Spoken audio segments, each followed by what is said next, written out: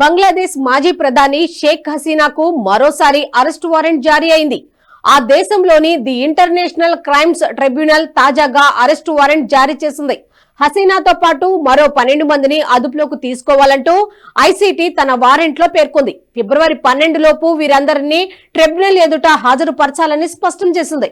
షేక్ హసీనా దేశ ప్రధానిగా ఉన్న సమయంలో పలువురు వ్యక్తులు అదృశ్యం కావడమే కాకుండా చట్టవిరుద్ధంగా పలువురిని హత్య చేశారని ఆమెపై అభియోగాలు ఉన్నాయి.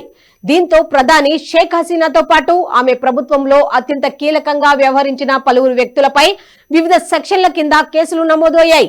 ఆ క్రమంలో ఆమెతో పాటు మరికొంతమందిని అరెస్టు చేసేందుకు వారెంట్ జారీ అయింది. ఇప్పటికే షేక్ హసీనాను అప్పగించాలని భారత్ ను అభ్యర్థిస్తోంది.